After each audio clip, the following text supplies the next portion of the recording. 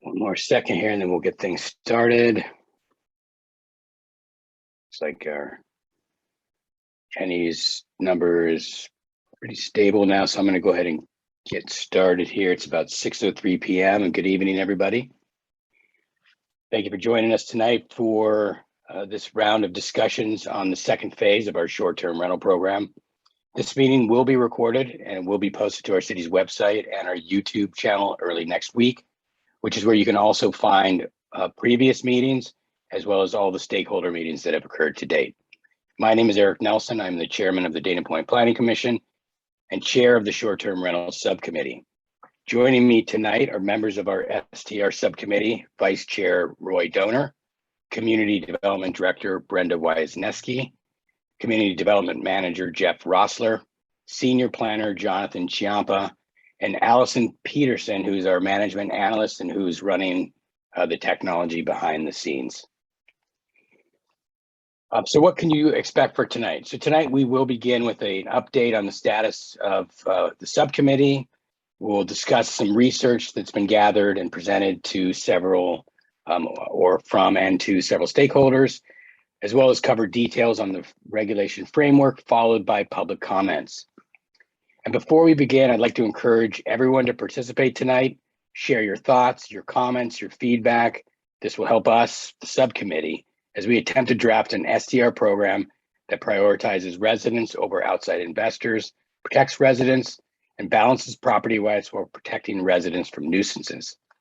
During the presentation tonight, we'll be asking for specific feedback related to several topics and ask that you keep a notepad handy as we outline those items during the presentation and prior to taking any public comments.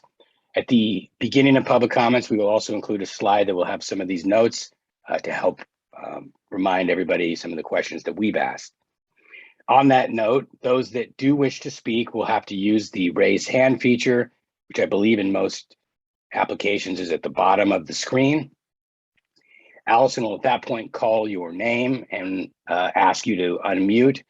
Please state your name, city of residence, and speakers will be limited to no more than 3 minutes, which may be adjusted depending on the total of attendees who wish to speak tonight. But currently, we are expecting 3 minutes each and look forward to your comments. Next slide, please. So we talked introductions. We talked, I will go over the update. Jonathan's going to review some of the STR research and data, and then we'll walk through the STR framework, followed by public comment. Next slide, please.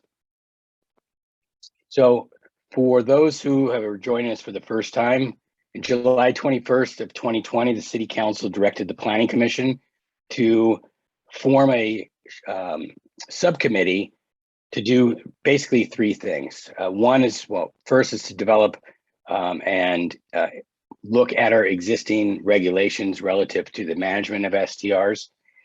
And then the second phase, which is what we are in tonight and what we are moving forward with now, is discussing the more, what I would call more discretionary process of determining what this community looks like, where STRs belong, and all of the framework around that. But prior to that, we met as a short-term committee. We met with multiple stakeholder groups and ultimately provided the City Council with the first of two recommendations. The first was, like I said, for business regulations, which has been moved forward and passed. And now, like I said, we are in the second phase. The main direction we got from the City Council is on the screen here, and it was really three very broad but clear directives. One is to maintain the character of our neighborhoods, and by not encouraging absentee corporate investment, to firmly protect against nuisances, and to balance those rights and responsibilities of all residents and homeowners, as well as honoring HOA regulations. Next slide, please. In June 1st, 2021, we updated the existing STR regulations to include renter minimum ages, maximum daytime occupancy, and that is 2.5 times the night occupancy, or a max of 20. We put a limit on noise to a no noise after 10 p.m., included a 30-minute response time to abate issues, and included an additional annual notice to all abutting neighbors. And all that detail can be found on the city's website. Next slide, please. Next, we started to gather deep short-term rental data and research, and the subcommittee has now taken that research and evaluated the following information to establish the framework that we're going to be discussing tonight. So we reviewed multiple surveys, the City Council direction, guidance from the Coastal Commission, code enforcement data, phase 1 community input, and we've also had phase 2 community input. I think that's not on here, but that was certainly something that we did do. We met with our with our stakeholders on our Zoom calls, very similar to this. If you want to see more of that, you can certainly go on our YouTube page where all of those videos are posted. Next slide, please.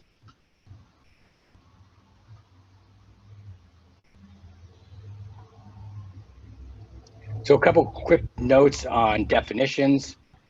We have 3 different definitions for short-term rentals. The first is a homestay, and this is a property.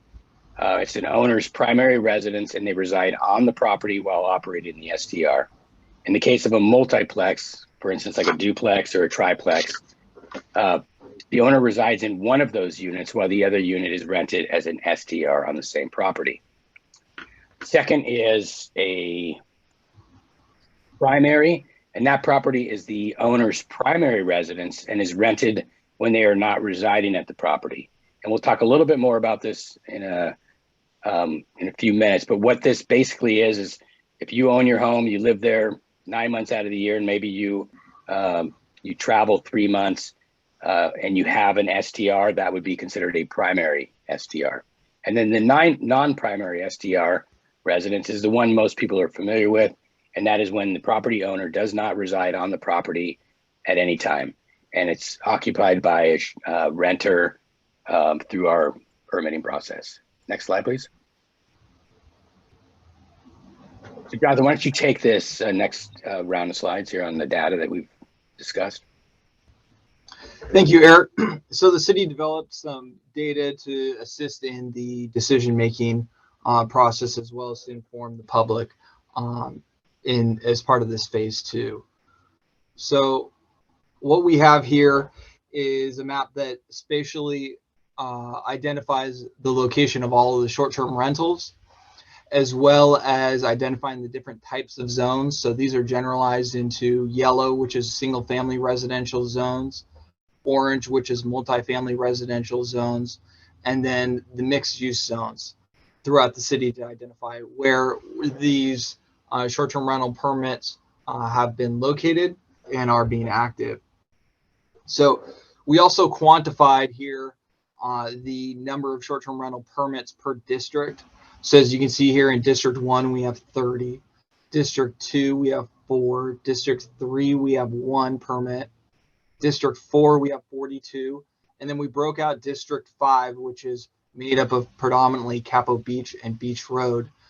So with Capo Beach, we have 19 permits, and then District 5, we have 32.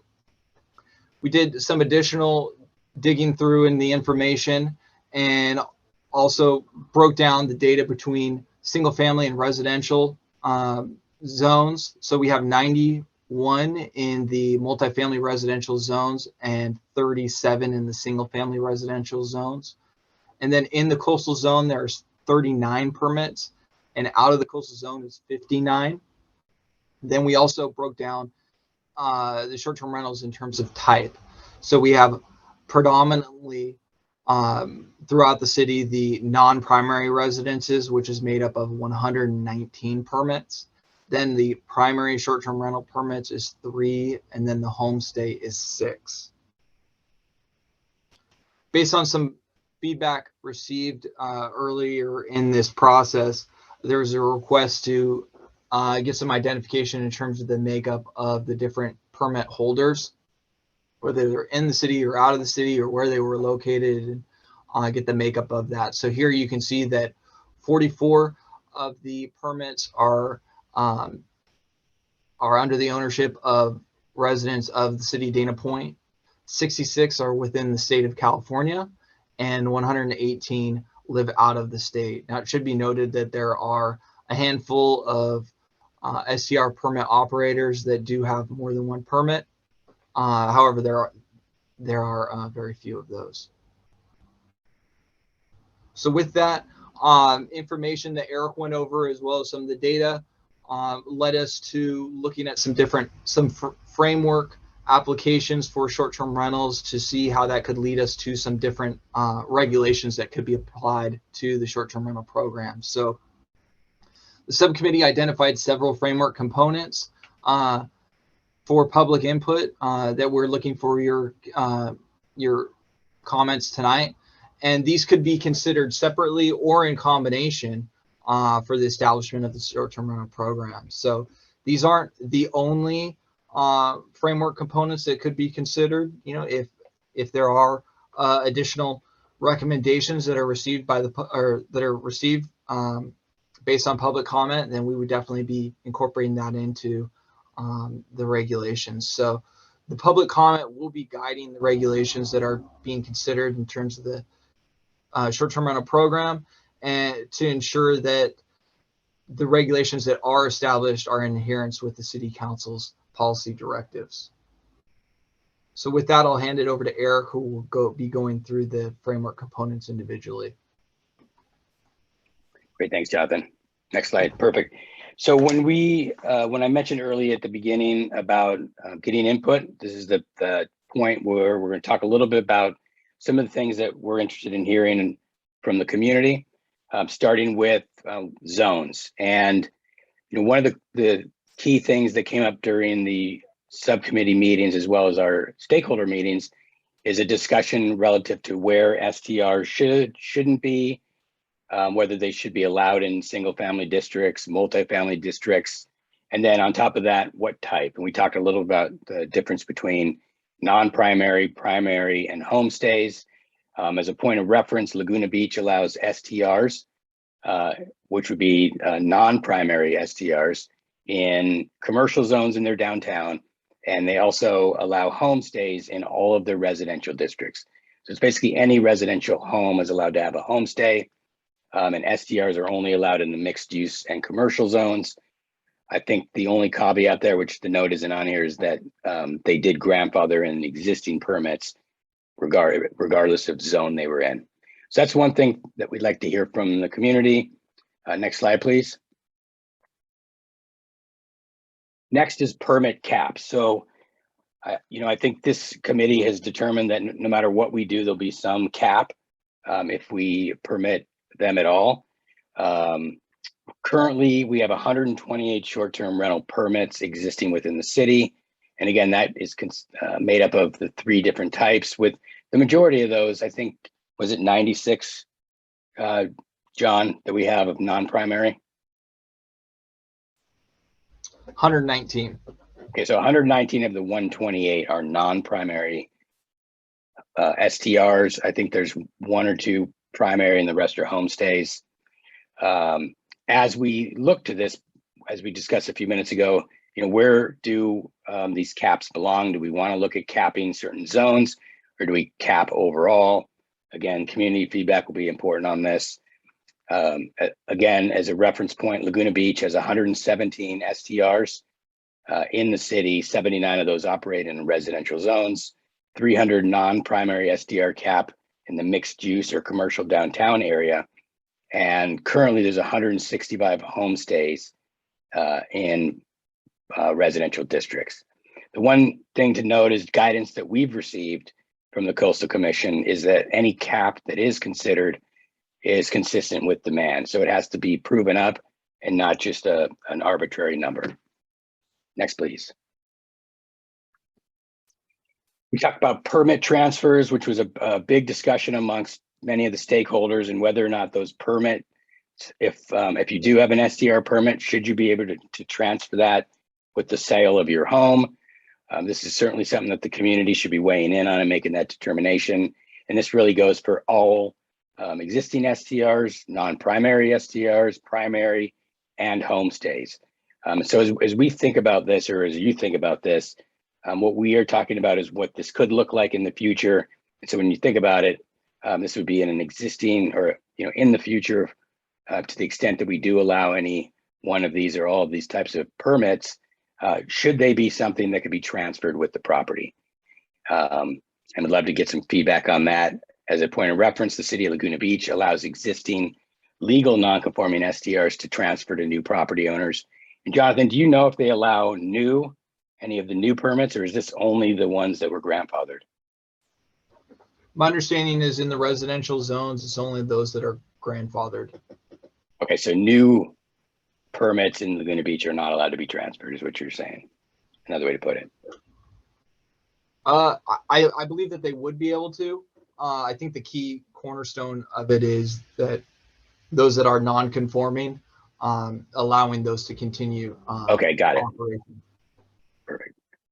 So those would be, for instance, like a non-primary in a residential neighborhood in Laguna Beach.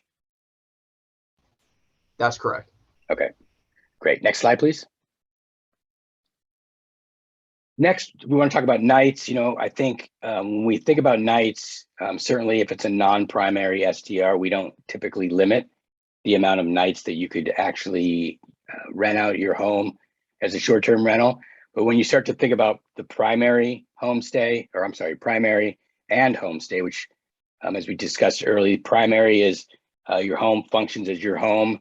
Most of the time you live there, but there may be a brief period of time where you travel, go out of town, go stay somewhere else, and you potentially would be allowed to use it as an STR. In that instance, we would like to discuss whether there should be caps to ensure that they're not that type of a permit isn't abused, as well as homestays and whether those should be allowed with no restrictions. For instance, in San Francisco, there's a 90-night maximum for primaries. In Pismo Beach, it's 182 for primary STRs and no limit for homestays. And then in Palm Springs, it's 36 contracts for primary, and I don't know their rules on homestays. Next slide. Next, I'll talk a little bit about is, how do we regulate and who and where do we, how do we implement relative to zones? If we start to think about it as a multifamily zone, how do we make sure that what we don't do is create a huge problem and impact our current rental stock? What we know is housing is not cheap these days, and apartment rent continues to escalate. And the last thing I think anybody wants to do is contribute to that escalation. Laguna Beach has rules that limit basically for 5 or fewer units, 1 short-term rental, and for properties with more than 20. And in this case, it would be, like a condo complex or an apartment building. It's a 20% limit. Next slide, please. And these are things that we'd like you to consider and give us feedback. Going forward, we will have another meeting or the draft STR program based on some of the feedback we get tonight, as well as the feedback that we received from our stakeholder meetings. And that may be ready as soon as, I doubt it'll be ready in November, but November, December, which will then go in front of the Planning Commission for discussion in January of 2022. And based on the outcome of many of these meetings, the dates could move. And so we don't have a final date as to when this will be done. It's a very fluid process, and things, change rather rapidly. New information comes in that we have to evaluate as we continue to determine what's best for the community, as well as the feedback that we get. But I would encourage all of you, if you have not signed up, and Jonathan, do we have somewhere they can sign up on the short-term rental website? So yeah, if you email the email address on the short-term rental website, which is str@danapoint.org, you just email us asking to be on the interested parties list, and you'll be sent notifications of any public meetings that will be occurring in the future. Okay, perfect. Yeah, so I would encourage all of you, if you're here tonight and you haven't done that, we did do a mass mailer, and that mass mailer went out. Jeff, remind me, was it 22,000? 17,000. 17,000. Okay, I overestimated that by a few thousand. So we got some early feedback from several stakeholders in our stakeholder meetings that they were concerned that the city wasn't doing enough to outreach, and we couldn't disagree with them. I mean, I think it was an accurate statement. And so We did send out a mailer to every resident in Dana Point, including renters and owners, about tonight's meeting. If you're one of those and you're here tonight and you haven't signed up on our website, I encourage you to do that so you can stay informed, engaged, and notified of future meetings. Next slide. So we are going to move into the public comment section, and this is where you're going to raise your hand. Allison will call on you and ask you to unmute. And Jonathan, can you go to the next slide? Perfect. And here's just a reminder slide of some of the items we talked about in our presentation, and look forward to hearing back from the community. As I noted at the beginning, everybody's got 3 minutes. We'd ask that you kindly pay attention to time. We will let you know when your 3 minutes are up. And Allison, you can go ahead and take it away. Okay, so our first speaker is going to be Luann Biggs. If you could state your city of residence, I'm going to allow you to talk. You'll get a notice on your screen. There I am. Okay. And then do I, let's see if I can you see me or? We will not be able to see you, but we can hear you. Oh, okay, great. You can hear me now? Yes. Okay. A few things. I was rather taken aback that there's only 9 non-primary STRs in the area. That to me is nothing. Like, why wouldn't you allow it? That's such a small number. So I would say you don't need any caps on the non-primary and the stay-at-home ones. That's just people who are trying to make ends meet, get their kids through college, whatever it is. They need some income out of their home. They're there or close by, or, you know, they're invested because they live there. So I don't think you need any caps on those, and give the permit to whoever wants to do it. Number 2, we're not Laguna Beach. We're nothing like Laguna Beach. I see that they're a neighboring city for the comparison aspect, but I don't think we would have that any kind of problem like they have. I think people need to just, you know, use their home for their own purposes. And then I had a question. I'm not sure who you consider stakeholders. And as far as transferring, you could make each new owner petition the city and get a new permit. There's nothing wrong with that. And then you know who's doing it. Maximum nights, I don't think that's really a concern. They're just doing it on weekends or 2 weeks while they're gone on vacation or something. I don't think you have to worry about that. So anyway, I think your big concern should be with the non-primary people, and let the others just have at it. Thank you. Thank you. Luann, before you mute back up, can you please tell us your city of residence? Capitol Beach. Okay, thank you. Okay, so next is Deborah Derleshon. Hello. Hello. Thank you for having me, and I appreciate you guys doing Zoom meetings. I think it really helps everybody get their voice to be heard. First, I think that a cap on permits is not a bad idea, especially if you're monitoring those permits and there have been problems with non-compliance or health or safety issues. I think those people should not be allowed to continue unless they can basically clean their act up. I think a homestay is a great thing, but I would really love to see that in multi-family units, not single-family homes. The other thing is I really am struggling. I've stayed in VRBOs in the mountains and so forth, but they're usually not in an area that has an HOA or has covenants, conditions, and restrictions that kind of run with the property. I think that's really an uncomfortable thing. Many people purchase in an HOA environment because they don't want someone to build a boat in their backyard for 4 years. And I love boats and I love to sail. I think all that's great, but I don't necessarily think that's a good idea if you have a zero lot line and properties are tiny and you like to start work at 5 a.m. with your saws. It can be an uncomfortable situation for the people building the boat and the neighbors who share that experience of seeing that boat come to fruition. The other thing, I really am unsure. I was on your website today, going back through your minutes. I was on the Coastal Commission website looking at some of their guidelines about access.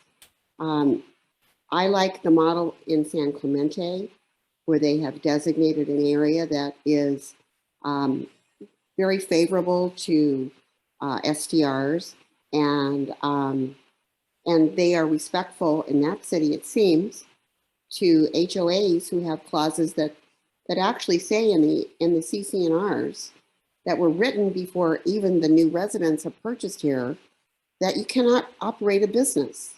And when the city issues a permit for transient occupancy, like a hotel, you have taken a single family residence and turned that into a hotel. And I'm sympathetic to people making ends meet. I'm a senior, I understand that. But I also think we need to have a bigger picture in mind when we're looking at the true stakeholders in this community are the people who get up every day, shop here, pay taxes here, have their business here, encourage other people to come visit and spend their money here with great restaurants.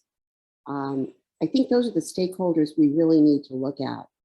I'm not terribly sympathetic to people who buy a property and turn it into an LLC. While it's a great business model for sure, it's not what I would choose to purchase a long-term home in. If I was, That's 3 minutes. Thank you, Allison. Deborah, before you mute, can you please state your city of residence? Yes, I live in Dana Point, about a quarter mile from the water, and I love it here, and I've lived here for 22 years. Thank you. You're welcome. Okay, so Kelly Purdue is next. If you could please state your city of residence.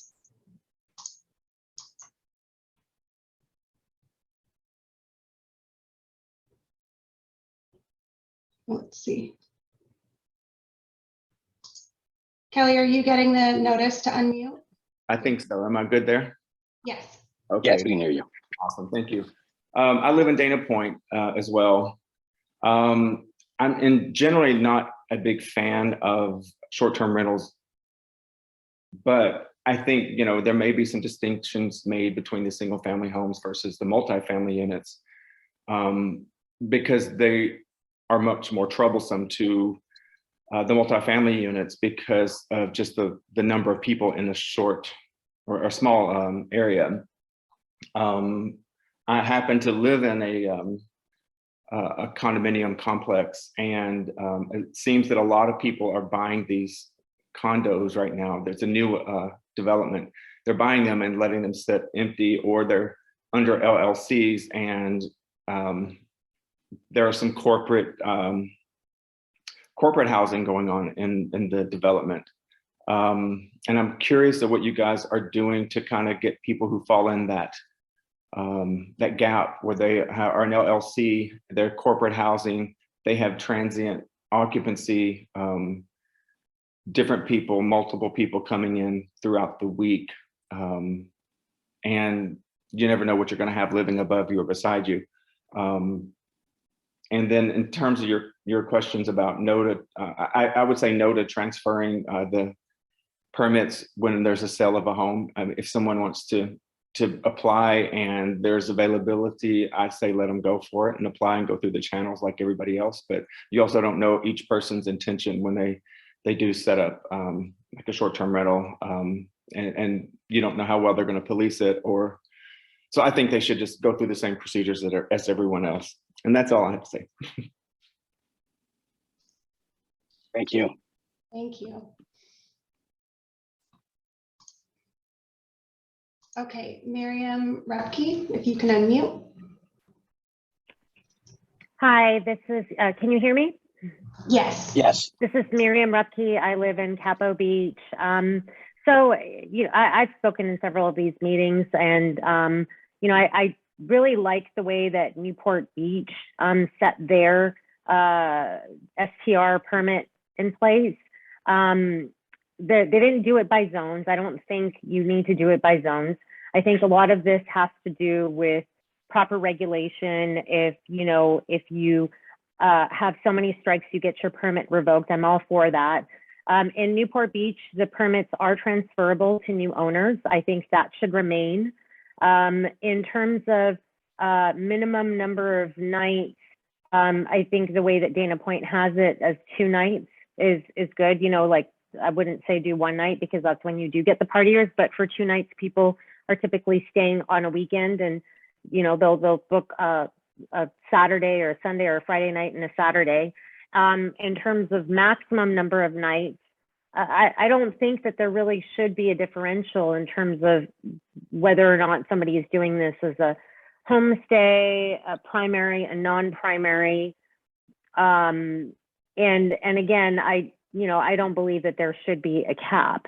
I think that as long as this is managed properly and people are abiding by the rules and regulations set in place, and that the city is enforcing, enforcing the actual rules of the permit, that that is the main concern. I think everyone is concerned about, you think if you put a permit cap that there's going to be less nuisance. However, short-term rentals aren't the only source of nuisance. I have long-term renters that live next door to me that I'm calling the police on every weekend. So that's pretty much all I have. I've repeated myself at each of these meetings. So that's just what I wanted to share. Thank you.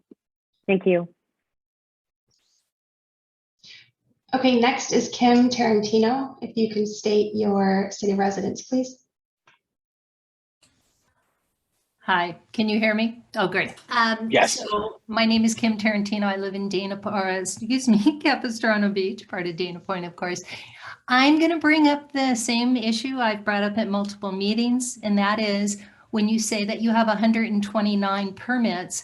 A few months ago it was 134, and I've told you repeatedly that if you go onto a specific site, and the one that I go to is AirDNA. And as I had mentioned at the last meeting, that was sometime in spring or summer, again, you were saying that there were 134, 139 permits. When I went on to AirDNA to see how many short-term rentals were being offered for the weekend of, it was in September, there were 370, 380. So one of the huge problems you have is even surveilling it, knowing how many people are out there that are offering short-term rentals without going through the permit process.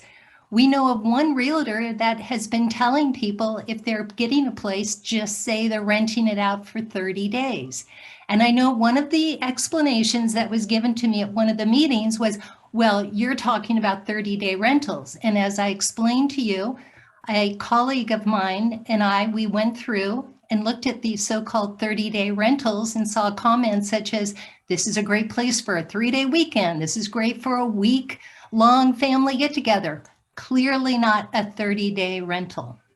I'm not quite sure what you're proposing to get a true grip on the number of short-term rentals that are currently operating in both Dana Point and Capistrano Beach.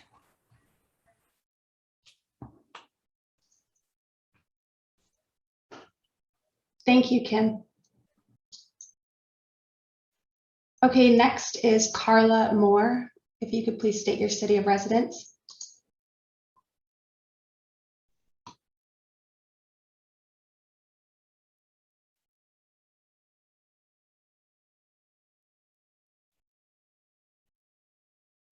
Carla, are you getting the notice to unmute? Okay, just saw it. Thank you. Carla Moore. I reside in Irvine. I operate a short-term rental company out of Laguna Beach and Dana Point. I have some short-term rental permits, and I appreciate the fact that the city has always had a very good process for applying for a permit. And I think the work done in phase 1 beefed up the regulation of making sure that those short-term rental permit holders were not a nuisance to their neighbors or the city. So I'm all for what the city's done up until now. And I agree with the last woman that spoke, is that if we have people, since I'm playing by the rules, I really don't want anybody else to not play by the rules. And if we can figure out who's operating short-term rentals without a permit, it should be stopped and they should be fined. And I know Ted Harris is pretty darn good at doing that. So I think people have given him feedback about that. But to your specific input zones, let me address each one. I don't think there's any reason that the zone should be a consideration of short-term rentals, primary, homestay, any of them. I think most of my comments are going to be addressed towards the non-primary, since that's where 119 permits exist and it's the bulk of them. So to spend a lot of time on homestay and primary is kind of a waste of the city's time, I think, because there's just not that many there. As far as permit caps, should caps be applied to short-term rentals? I don't think so. I mean, I think that the fact that HOAs do not allow short-term rentals, that is capping it in and of itself. So there's very few places in the city of Dana Point where you can get a short-term rental where you're not in an HOA that has a regulation against it. So that takes care of that problem. Transfer permits, I definitely think that if a current short-term rental is in good standing, doesn't have complaints or hasn't been fined, that it should be transferred in the sale to new owners. Maximum nights, I don't think that will accomplish anything. That's not really, resolving the problem. If the short-term rental is a problem, it's going to be a problem for a minimum or maximum nights. I do like the minimum night. I only do rental. I never start anything under 4 nights, and that really takes care of a lot of the weekend partiers. Multifamily, this I think could be something that we could follow Laguna Beach's guidelines. And I know Laguna Beach is not Dana Point, and thank goodness for that. Let me just say that right there. But they have done a lot of work and they have gotten their plan approved through the Coastal Commission. So copycatting some of the things that they've gotten approved does make some sense, as well as copycatting some of the things that Newport Beach has done. So those cities, have taken, done a lot of work, and we could also learn from that as well. That's all I have. Thank you for your time. Thank you. Okay, next is Joseph Yeager. Please state your city of residence. Monarch Beach. Can you hear me? Yes, thank you. Yeah. I'd like to focus on multifamily units. In Monarch Beach, in District 1, we have 30 STR permits, and almost all of them are concentrated in the Monarch Hills condominium. The Monarch Hills condominium is one subdivision within the Ritz Point Master Association, but within the entire district, Monarch Hills has, as I said, almost all of the permits. And going back to Ms. Tarantino's point, there are, in my belief, and the belief of many residents within the Ritz Point Master Association, that there are a significant number of unpermitted STRs in the Monarch Hills subdivision. And what we're seeing with the Monarch Hills subdivision is essentially the evolution from a condominium to a condominium hotel. So getting to my point, I firmly believe that we need to limit the number of STRs in multifamily units. And I think 20% is too high. And again, I'll refer to the Monarch Hills condominium because I believe there's about 330 units there. I'm going to assume that most of those 30 STRs in Monarch Beach are in the Monarch Hills condominiums. So you'd essentially be doubling the number of STRs in that particular subdivision. So my recommendation would be to limit, in the case of perhaps a multi-unit dwelling of more than 10 units, to perhaps 10%, or something along those lines. Essentially, I'm going to limit my comments tonight to the situation we have here in Monarch Beach with the Monarch Hills condominium and the issue of the multifamily units. Thank you. Thank you. Okay, so the next speaker is Joseph T. Joseph, can you please state your full name and your city of residence? Yeah, this is Joseph Tepsi. I'm in Dana Point, Capistrano Beach. So real quick, I just want to recap a little bit. I think I tend to agree with what Joseph previously said. You know, when you're talking about a large commercial multifamily project, it can essentially devolve into something like a hotel. And I don't think that's very appealing for permanent residents there. But other than that, I think that's really one of the only exceptions. I would say all other zones should basically allow for it. You know, there are already rules in place. There are already systems in place, not only within these STR websites and within the city and within the policing that all kind of police these homes and these short-term rentals. So it's like, you know, to try and limit it or to try and cap it, it would be extremely difficult to try and police this on top of that too. And I think that's kind of already proven the case. I mean, when someone mentions that there's like twice or 3 times the amount of people that are operating STRs, then we understand. So I don't know, it's extremely difficult to police. And then in terms of permit caps, I mean, why would a city want to limit the amount of visitors to the actual city? I mean, Dana Point is investing considerable amounts of money into the harbor and the marina for the sole purpose of drawing in visitors and revenue for the city. So trying to put a cap on that, you know, seems counterintuitive to me. Transfer permits, highlight this, you know, basically what all the other members, most of the people commenting on this mentioned as well. Why limit it if there's not a problem there, right? It's going to be pretty apparent if there's someone operating an STR and they're constantly a nuisance or they're a problem. They would be restricted probably by the app, probably by the city, you know, so there's numerous areas where this can be restricted and the problems could be addressed.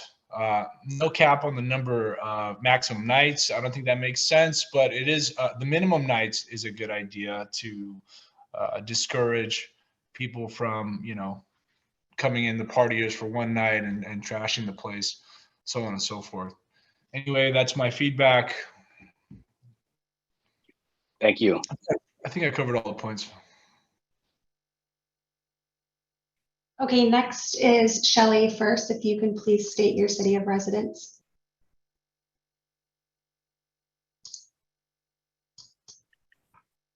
All right, I think I have unmuted myself. Yes. I can hear you. All right, this is Shelley Furs. I am a Dana Point resident and I am in the Lantern District. I want to start by saying thank you for doing this. This is really a great forum and I love hearing the comments, and you guys were very succinct about getting stuff out. So I'm going to try to be the same. I want to say that I use Airbnbs when I go to Florida, when I've gone to Italy. I have, you be quiet while I'm speaking, please. Sorry, I got a peanut gallery here. And I also have an Arizona property that I rent, and I limit that to 3 months that are consecutive. And it is in a residential area, and my HOA permits it over there. So I want to address your bullet points here succinctly. Zones, I think you should have limits within zones, because some zones are more amenable to having a vacation experience versus a residential experience. Just a thought, a different way to think about zones. Permit caps, I think absolutely they should be applied to STRs, and yes. And there's a reason I say that. There's an overlay that needs to be considered in with this. And I live in one of Dana Point's historic houses here, the most romantic one, according to the Historic Society of 2010 on the home tour. But we have had the experience of having an STR as well as a rehab home. And so there are a lot of businesses that are moving into a residential situation. And I, for one, and I can speak for at least a couple of my neighbors, prefer to live in a residential area where we know our neighbors. We're a very tight community, and there's a lot of transient visitors in both of those types of properties. So I would be all for permit caps, and also balancing it against, is there a rehab home on that street as well? We have fine hotels, we have fine resorts. And so to me, the argument of everybody's coming here and is going to spend all this money in our town, spend it at our beautiful resorts, spend it. They are still going to have a great experience in Dana Point, and they'll use the restaurants and do all the shopping and all of that. I think that as a person who enjoys a localized experience when I travel, I still want to see STRs, but I absolutely think there should be a cap. In transferring permits that are out there, I think that's a yes. It's an asset and it's something valuable to the homeowner when they go to sell. Maximum number of nights, I think, is the wrong metric. I think somebody else said this as well. I think it's about minimum. In my residence in Arizona, I keep it to a 3-month minimum. I'm not suggesting that here, but I think 30 days is appropriate. The reason for that is the transient nature of the people that come in and come out. The 2-dayers are more apt to be partiers, etc. We had a STR that is no longer an STR, just 2 doors down from me. And that was party central. We had people racing up and down the streets and motorcycles. People want to party when they're on vacation. I don't blame them, but I think residential neighborhoods need to be residential. Last point, multifamily, that's a hotel, that's a boutique hotel. I think it should be disallowed. Thank you. Thank you. Okay, so the next speaker is John Shantz. If you can please give us your city of residence.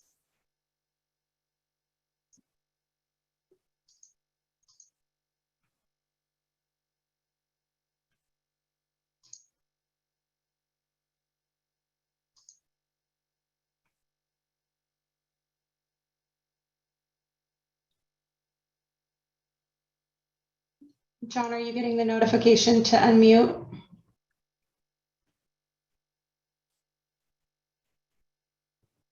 Okay, we'll move on to the next person.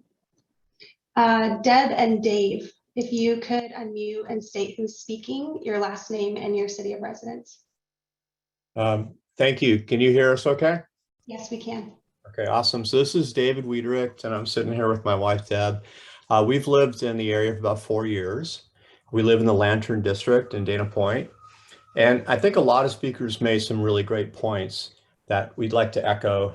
So I'll go down your list here and add to that briefly. So on the zones, I think that there are some zones that are probably more conducive to this type of a business model, but not quite residential neighborhoods. And I think that when you're taking into account the parts of the city that maybe would be more offended, if you will, by the nuisance aspect of noise after 10 p.m., especially during weekdays, that's going to be in a residential area. And I really think that should be taken into account. As far as permit caps, we see Dana Point as, you know, a beach bedroom community, not a party central like you would see in some of the cities that you might be comparing models to, like Newport or even Laguna Beach. The transfer permits, our opinion really is that that should not be just automatically transferred to new owners, that there really ought to be an application process. They ought to state their business intent, and the city should evaluate, is that still consistent with the previous owner? There's no way of knowing that unless you do that. Minimum nights absolutely makes sense. I don't know if 30 days is where it's at, but I do think that there's been a consensus here tonight around minimum nights. And I agree that if you're going to allow people to stay for one night or maybe only 2 nights, that you're more likely to encourage people to come and party. And I understand it's a beautiful area. People want to come and have a good time, but especially that's a problem during the week. And lastly, multifamily.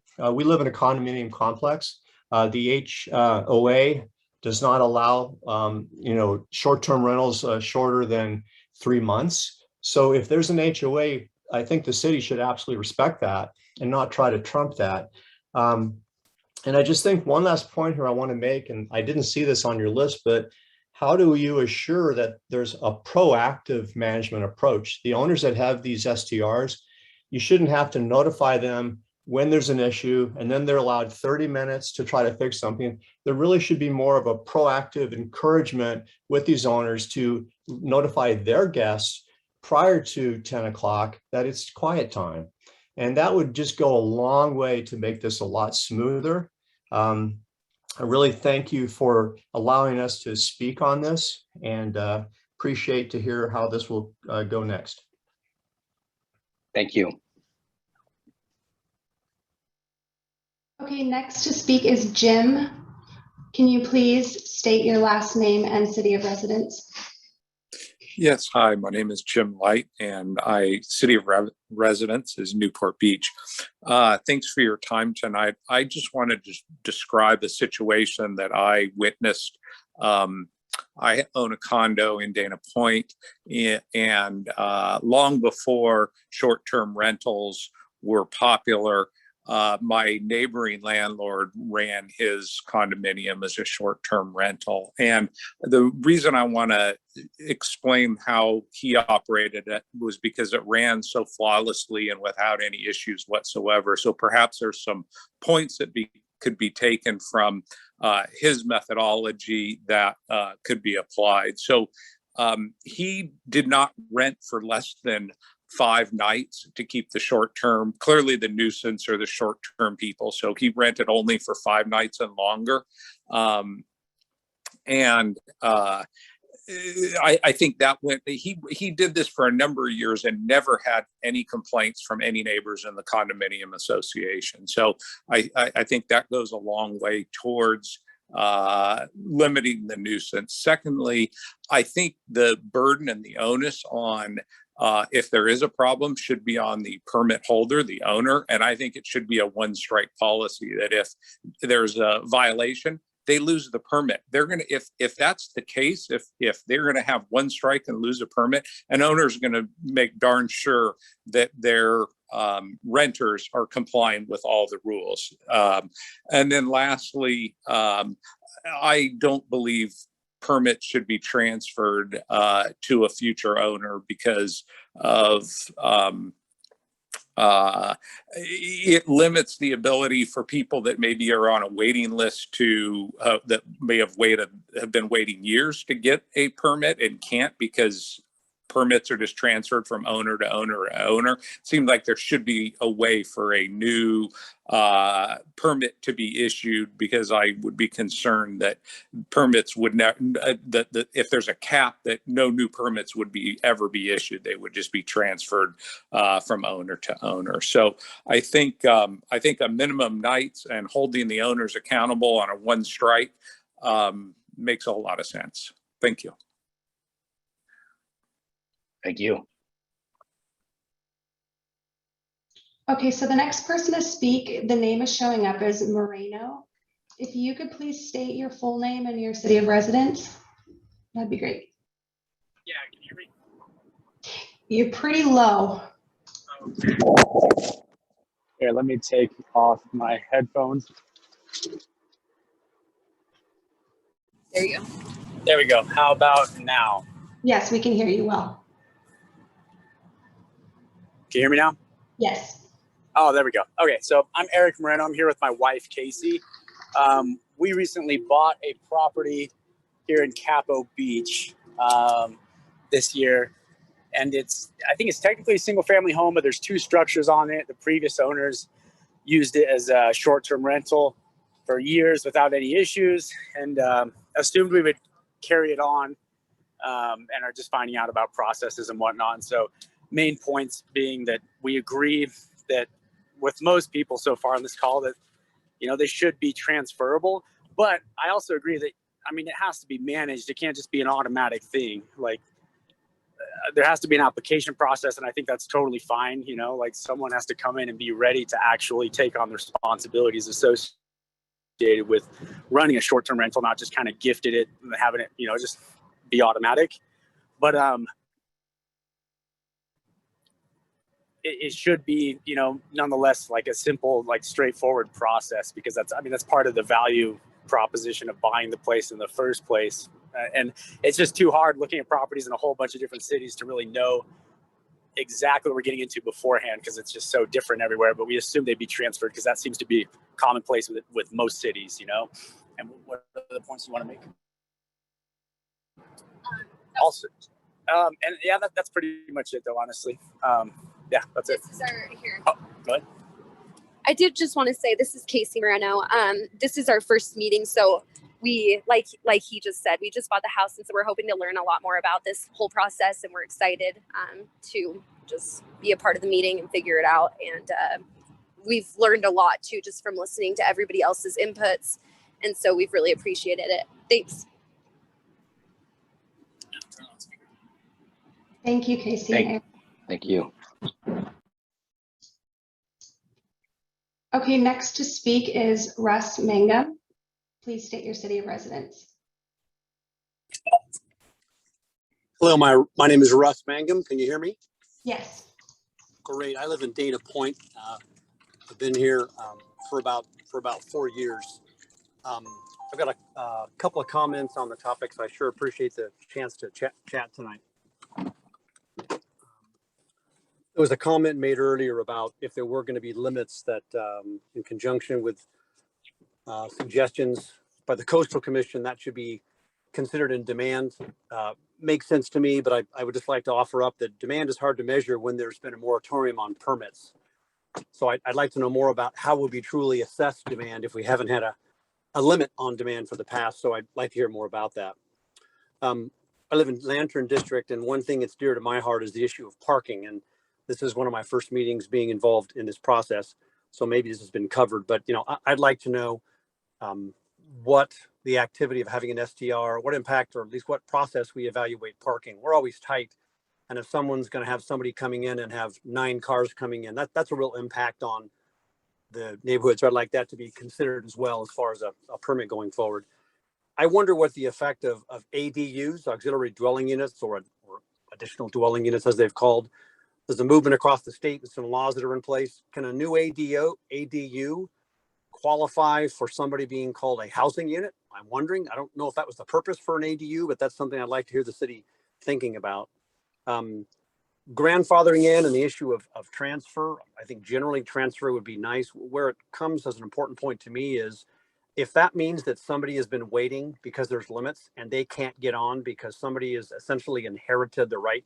I'm not sure that's equitable. And I think that if there's people who are waiting and have been following the rules and they want on, that they should be considered. I don't think anybody who bought a property in the past and planned to use it as an STR thought they had some kind of guaranteed right forever to do it. I think everybody knows I'm a landowner, and I realize that even if it's allowed, it may not in the future. That risk is inherent in ownership. I don't think that needs to be protected. One last thing I'll say is, I don't know how current this might be. This was something maybe 10, 20 years ago I came across, but I think kind of the civility we're dealing with, and it's been a wonderful opportunity to talk civilly amongst all the people tonight. But if someone exercises their freedom and it really impacts someone else, that's an issue. That's why we have to worry about a civil society. This sounds very grand, but I know there's some types of financing that may not be available on multi-unit facilities. If higher than a certain threshold is non-owner occupied, it would be a shame if people couldn't get, for example, conforming housing because too many units are not owner occupied. I think that's something the city should think about is, and maybe it's a moot point, maybe those rules are gone, but that's one thing that I think might be relevant. Those are my points. Thanks, everybody. Thank you. Thank Russ. you. Thank you. The next speaker is Matt Yakub. If you can unmute. Hello, can you hear me? Yes. Well, first off, I wanted to thank you guys and for actually putting this together. I've been a resident here in Monarch Beach since 2010. I own actually 2 properties here, one in the development of Monarch Beach and the other one in Brits Point. And that said, I've been trying to secure a permit for short-term rental. And so with that, I'm trying to learn before I go that route the different problems that we might be facing as a city. I've heard a few people speak. I definitely see some points here for residents that are having some frustrations, but I'd like to understand, and maybe you guys already have done this, if there's any surveys or studies that have been done in the long term that show the potential degradation of a community due to STRs and what those might look like. I definitely am not interested in turning Dana Point into, Laguna Beach or Newport for that matter, but I do feel that there's a good balance that if we can find that would allow, STRs to go for the owners who want to, utilize that fairly well. So I don't know if there's anything that you guys have had in previous meetings or studies that would shed some light on what this would look like. In terms of multifamily, one of the properties that I also own, I actually purchased for my mom in Monarch Hills. When she's not in that particular establishment, sometimes she's visiting or somewhere else, I'd like to be able to put that up for rent for a week. The CCNRs of that particular, HOA, the minimum that you can rent for there is a week anyway. That said, I believe there was Joseph was speaking earlier, and he mentioned that there's several that are not permitted. I have seen quite a bit of usage, so I'd like to see that policed. But overall, I don't see it as a nuisance. I think it's actually great to have people there, and it actually shows a little variety, to be quite honest.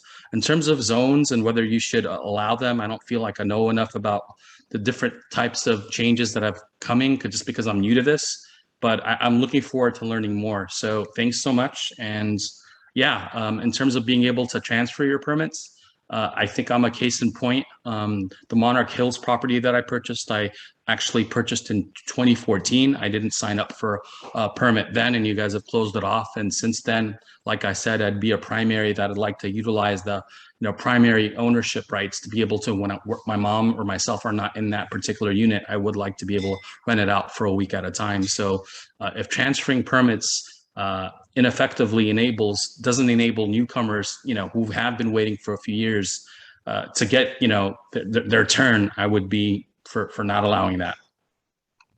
Thank you. Thank you. Okay, next to speak is Brett Johnson. Please state your city of residence. Hi, this is Brett. Can you hear me? Yes. All right. I live in Dana Point, Lantern District as well.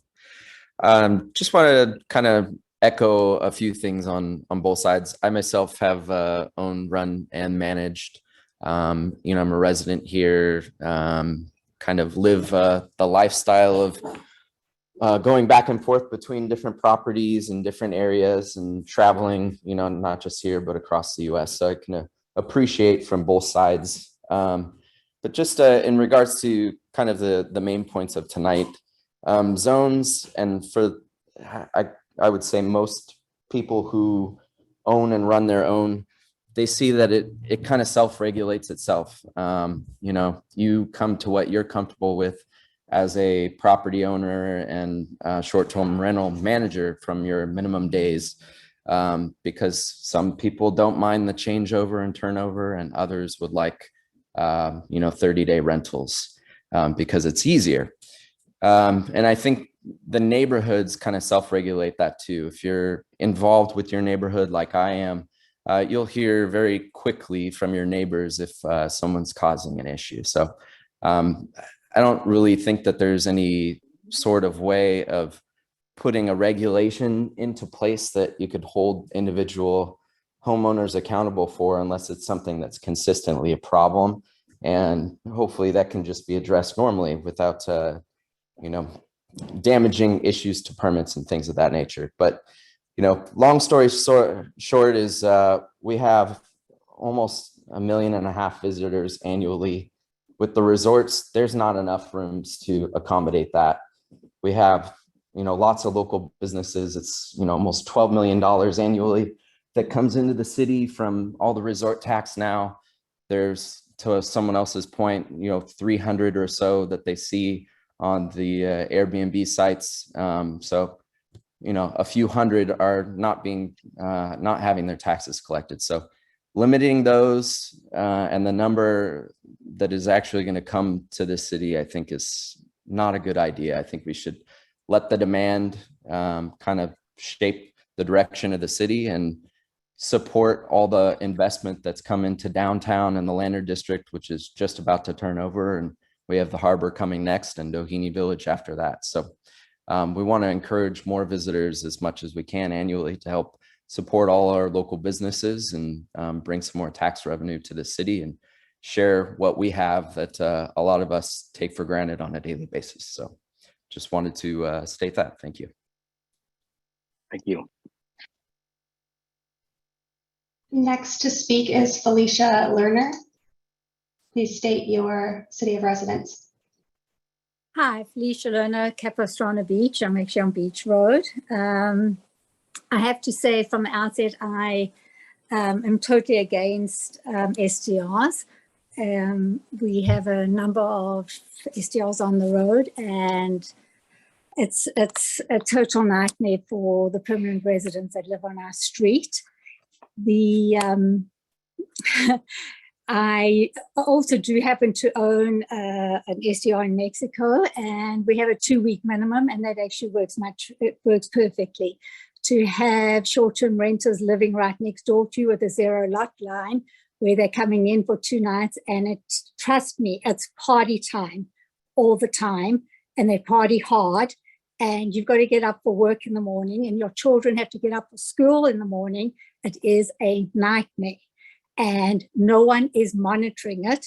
The police cannot control it, and they do nothing. Even when you call them out, they do not find them, and they don't do anything. I report constantly to the city, and the city does not issue fines, and they don't do anything about it. Even if a fine is issued against an STR, the money is not collected. It is a joke. There are tens of thousands of dollars outstanding from the STRs that has never been collected. Yet the permits are renewed year after year. I today just happened to walk down my road, and there was cars parked haphazardly everywhere. And I happened to look to think who was allowing their guests to park this way. And all the cars said renter, renter, renter. There were 4 cars parked where there was no parking allowed. How did this house even get a permit to park? I would like to see on an annual basis that the city checks each house before it reissues the permit. Not just on a unilateral level, just reissuing it, because that's not okay. These homes turn dining rooms and living rooms into bedrooms, and they're rented out. They don't have parking for the kind of amount of people that they have in. Absolutely do not have the amount of parking or for the amount of people that they have. There's no one monitoring them. And I do not believe that you say this is good for the city. Is anyone monitoring the tax that is supposed to be paid? I highly doubt that. I absolutely highly doubt that. And I can only talk for my road, for Beach Road. We don't have CCNLs. We are a district, so we don't have anything protecting us, and there's absolutely nothing we can do about it. And the Coastal Commission encourages it. They want it. And when we compare ourselves to other cities, I think we should look at what's actually gone on in Santa Monica. I just read recently a very interesting article about the homelessness that's gone on in Santa Monica. And they say the direct contribution of it is because of the STRs. People are not able to rent homes in Santa Monica because people, homeowners do not want to rent to people. They make more money by doing it through STRs. Felicia, we've reached 3 minutes. Okay, so I think people, you should look into what's going on in Santa Monica and then decide if we need any more STRs in our city. Thank you. Thank you. Thank you. Okay, next to speak is Pamela. I'm not going to try to say that. If you could please state your full name and your city of residence. Can you hear me? Yes. Is it loud enough? Because I have my earbuds in, but I can take them out if I need to. Yes, we can hear you clearly. Okay, great. Hi, my name is Pamela Dragomanovic. I live in Newport Beach currently, but I'm here representing my father-in-law, who is a primary, has a short-term rental application. He's actually on Capo Beach. Hi, Felicia. And he's had that house since the 70s and has rented it out for different lengths of stay. So I'm here representing him. And I will say, I'll just go down the list here. As far as the zones, I mean, from my selfish perspective, I don't want any more STRs issued because it's better for my property to be rented. But I do think that I liked the gentleman's comment before that it should just be based on the demand. And Dana Point really is a tourist city. When I lived there, I lived in the Lantern District. So I would support having more short-term rental applications. As far as transferring permits, again, selfishly, so long as if the transfer is to a new owner or if it's inherited, which my husband and I are planning on inheriting our property on Capo Beach, I would want the permit to transfer.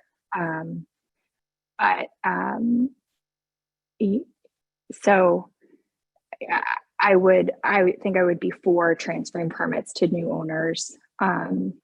But I do think, it should be fair that, new people are allowed to get new permits depending on the demand.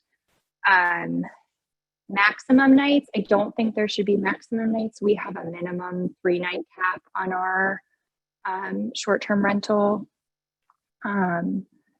which serves us just fine. And we are very, Felicia, I just want you to know we have never had a complaint about our renters, and we are very vocal with our guests that you are not allowed to have parties, and to respect the quiet hours of the road, and I certainly wouldn't suggest that it be a minimum of 30 nights. I think that's way too long and would probably divert tourism away from the city. And then, and I don't really have an opinion on the multifamily. We have a duplex, but obviously it's not a multifamily, a big multifamily property. So I'll just leave my comments for that. And thank you for the opportunity. I really appreciate you holding this event. Thank you. Thank you. Okay, next to speak is Barbara Wilson. Barbara, will you please state your city of residence?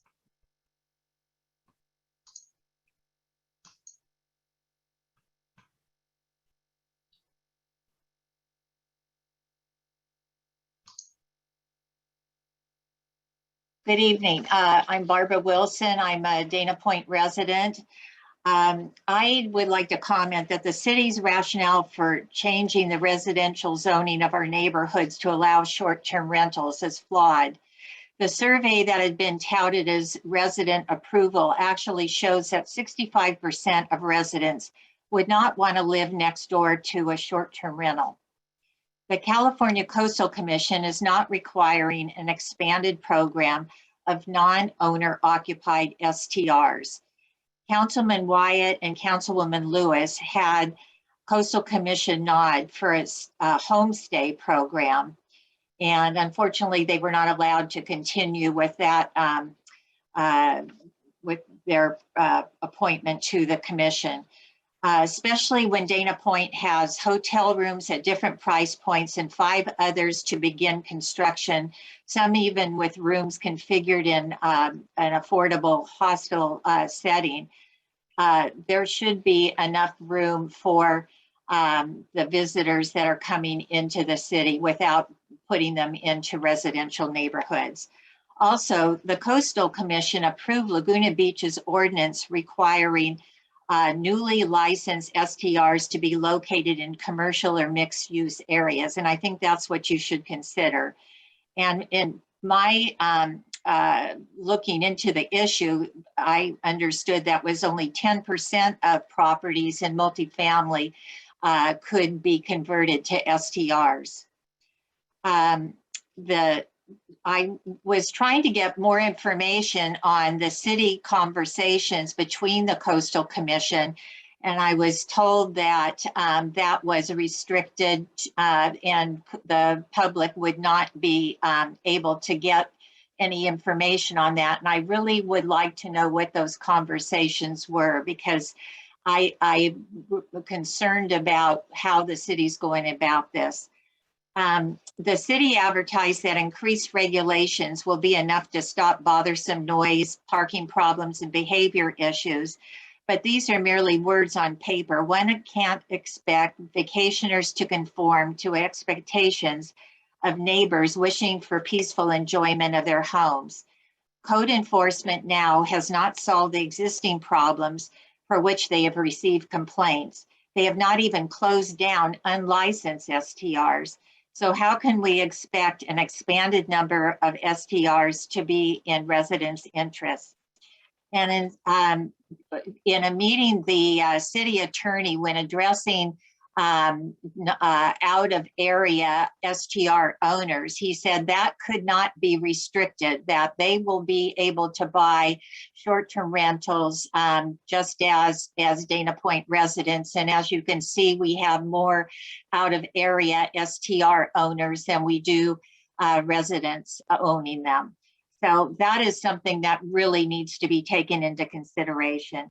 And if some of the information about Newport Beach being the panacea, they're having a heck of a time. There's been complaints all along. They're now applying to the Coastal Commission to try to change their minimum nights from 2 to 3.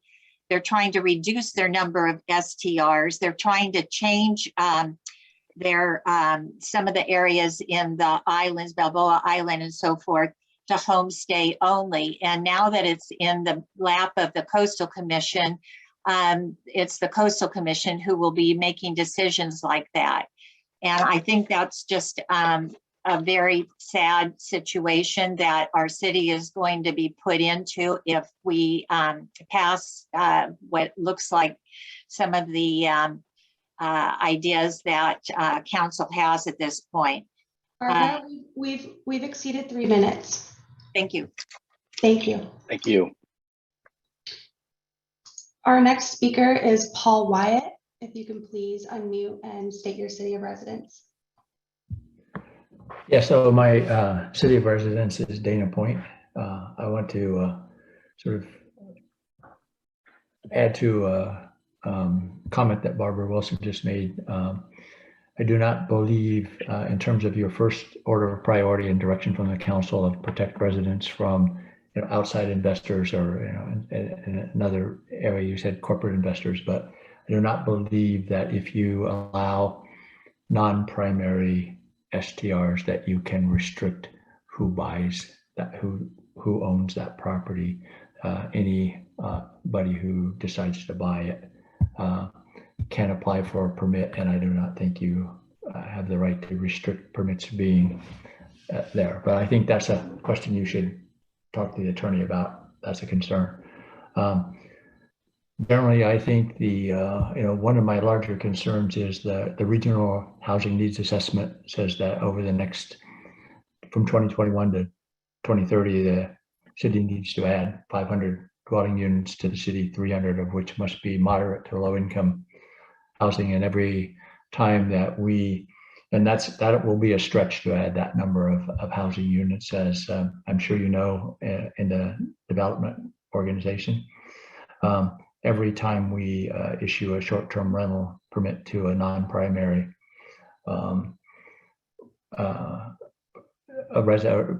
non-primary permit, we take up a housing unit that doesn't gain the housing needs, and we're critically short of affordable and workforce housing. Expecting our people who work in our restaurants and resorts to commute in from Riverside and San Bernardino is a very difficult thing to have, and it really impacts our ability to operate our businesses here. So we need housing here. I think that's the reason why the Coastal Commission has been relatively considerate about not taking housing away, because access to the coast just doesn't mean visitor access to the coast. It means also affordable access to the coast for people to live nearby and work nearby. So I think that's a really primary concern of the non-primary permits. I also think in terms of dealing with your number one of outside investors, if you transfer permits with the sale of a property, I think you lose all control over that. When the property sells, if the permit simply goes with it, then you don't really have control over of who's buying that property, and clearly if they're buying it and transfer the permits, they're looking to operate as a short-term rental. I do think that it would be much more fair to have to reapply for those permits and go to the bottom of the list and go through the process like every other person hoping to get a permit would be, and issue the permits to those who have been on the waiting queue longer and qualify.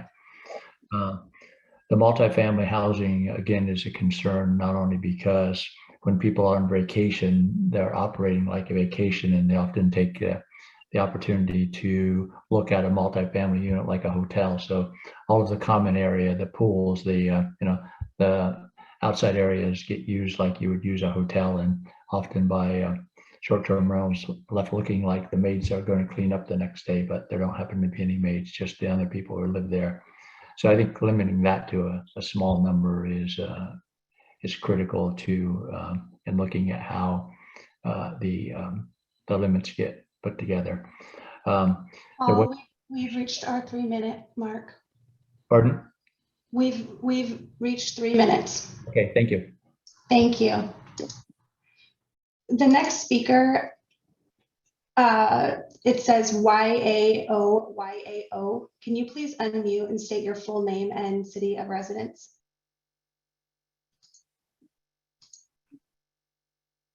Hi, my name is Yao Yao Wang, and I live in Upland, and I also own a home in Capo Beach. And I just had a couple points. I feel like I just wanted to share the perspective of someone who is a homeowner, a taxpayer in Dana Point. And I'm not running a company of STRs. This is one home that I'd like to rent out once in a while, when we can't make it down there because we live an hour away, because, we don't, where would we work in Dana Point? And so I want to share with you guys and let you guys know I'm also interested in minimizing nuisance, right? This is also our home. We have very nice things in our home, and we don't want them to go missing or have them broken. And I think I just also want to raise the perspective of, it sounds like a lot of people have stayed in vacation homes in other cities, but don't want them in their own homes.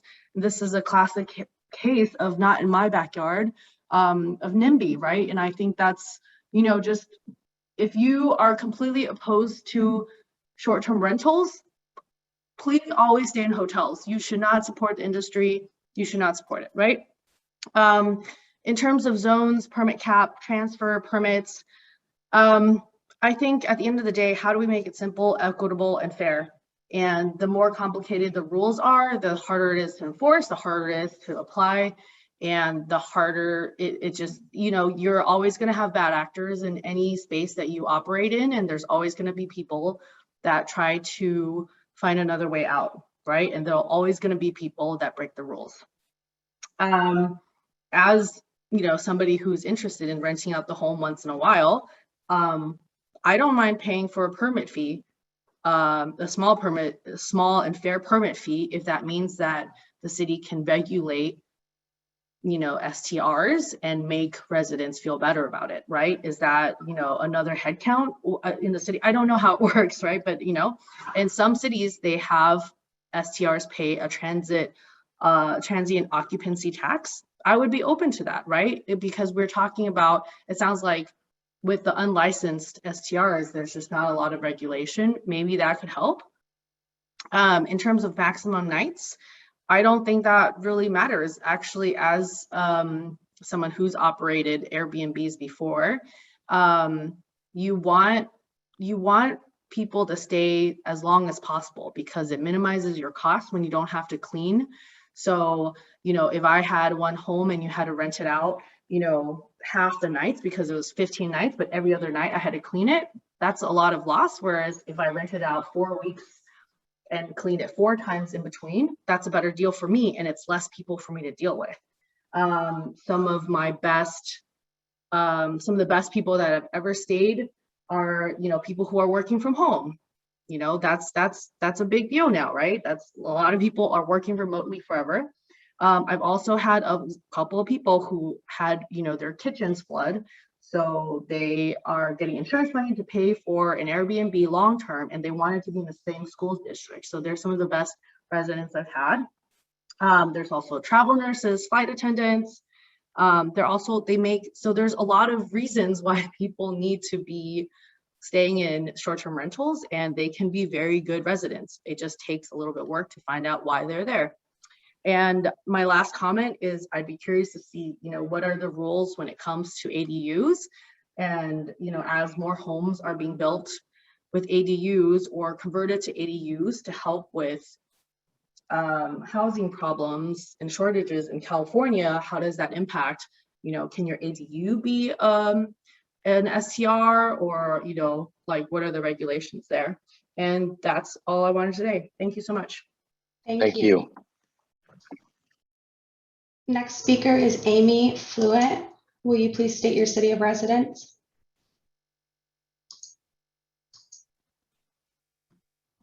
Hi there, can you hear me okay? Yes. Okay, thank you. So I just typed a couple points out, so I just want to make sure I don't miss anything. So full disclosure about myself, I'm actually a certified property management for residential units and a licensed realtor. I manage a few short-term rentals, long-term rentals, monthly furnished rentals for almost 20 years now. So it's been 18 years, actually very successfully ran. And when I originally started, I actually started in the HOA property management. So I actually have experience writing HOA CC&Rs back in the day. So I've been on both sides of this issue specifically, kind of representing both sides while also being a Dana Point native for 37 years. And my family dates back to the 70s, living in Dana Point, owning properties. So let's see, just listening to all the past speakers, you can kind of tell there's a general consensus with their concerns, which are completely valid. And I agree with every single point that they've made. I think the biggest concern here is going to be, community disturbances that can negatively affect your property value due to a bad STR in your community. And Another concern is the HOA restrictions. Some HOAs do have restrictions on the 3-month minimum. Some have a 30-day minimum. I've even seen some that have 6 months. A lot of these CC&Rs were written in the 70s and 80s. Some HOAs have actually, changed their CC&Rs to basically be updated with the times, as obviously our world is constantly changing. So let's see. And just like the previous speaker said, there's always going to be bad eggs, I guess you can call them. There's always going to be people that get around the rules, that violate the rules, that take advantage. That just happens with anything. Nothing is ever going to be perfect.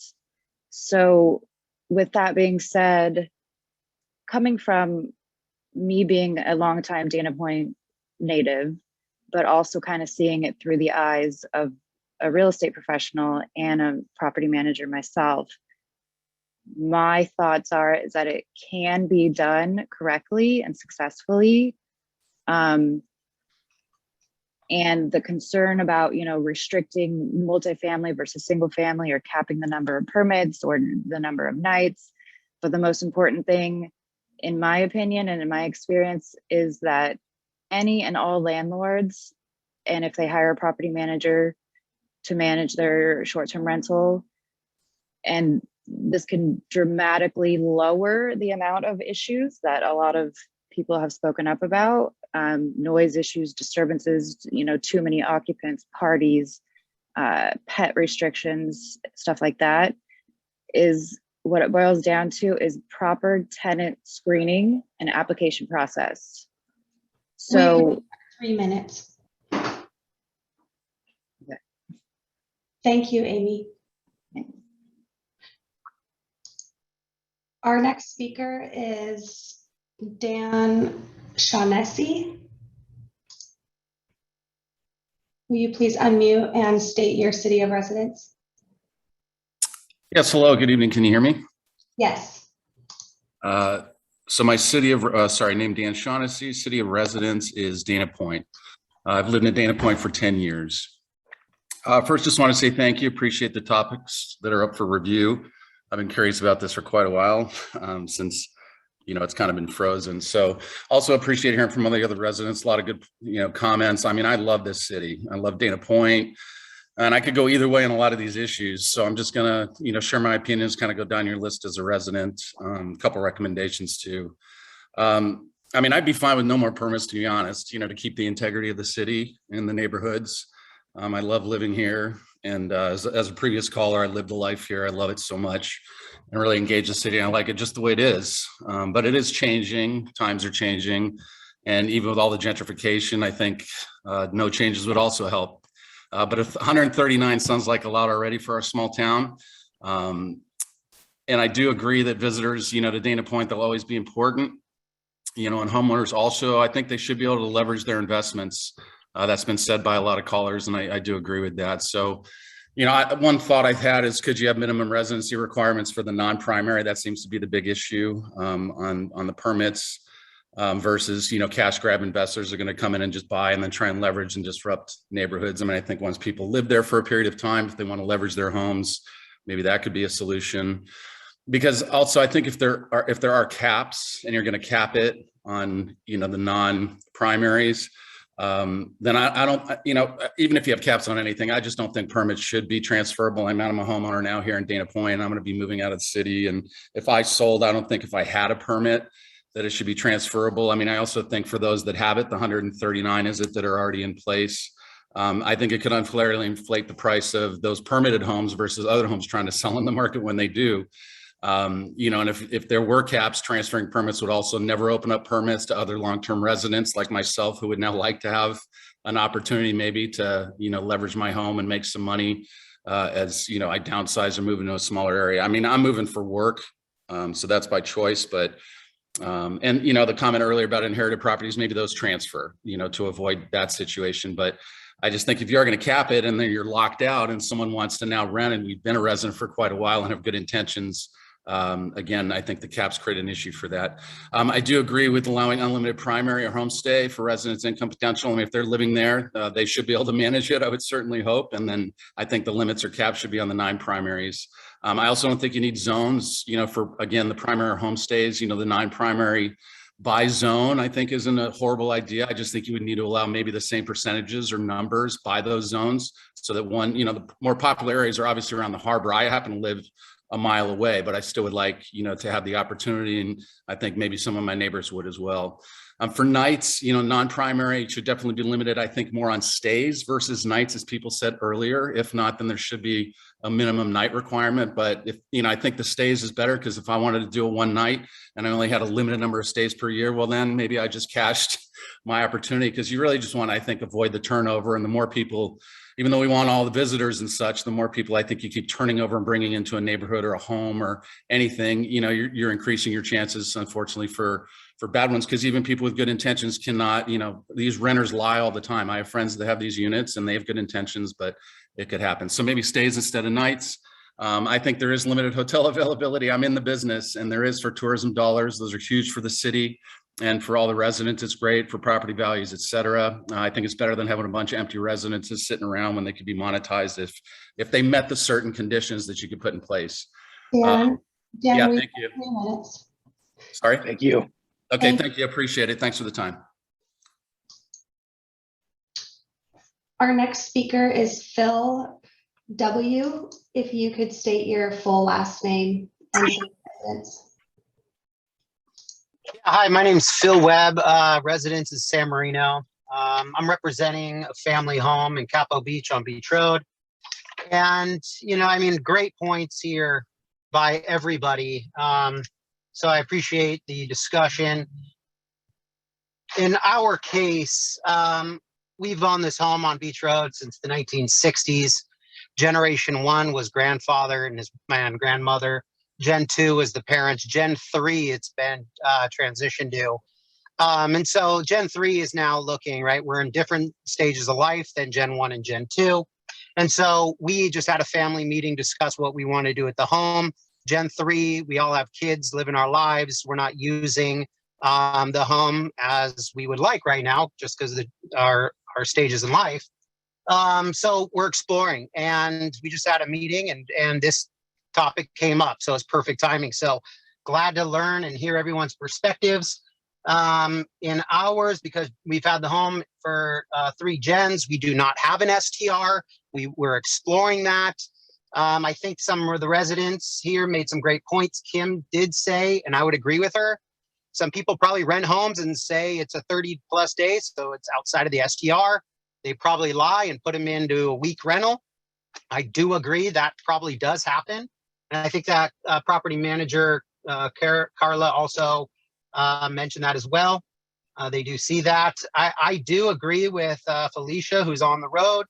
STRs, listen, we've been on the road a long time. I agree. It's weird on the road for the residents. However, right, with different families and different uses, now we're exploring it. I do think there should be a cap, especially on the road, for the minimum nights. I think that's a good idea. 3 to 5 is where I think would benefit the permanent residents on the road. And Pamela also said something about, the family's been in their home since the 70s. They do have the permit, which could be transferred possibly. I think the transfer is an issue as well, just because, you don't know the next party who's going to buy the home. And I think they should go back, or the permit then should go to anyone in line if we're in line. We love the opportunity. So again, just a perspective of where we are. I think it's a great discussion. So thank you all for your time. Thank you, Phil. Our next speaker is Deanna Slocum. If you could please state your city of residence. Hi, can you hear me? Yes. Wonderful. I'm Deanna Slocum Steinhardt, and I am in Capo Beach, and I do have an STR in Dana Point. The 2 themes that I wanted to stress at this point would be the existing permit holders, which I believe are, according to your latest enforcement report, 135, And for the period of this summer, it looks like there were 3 citations issued. The summer is obviously the highest volume period, and 3 citations for 135 homes seems like a very small number.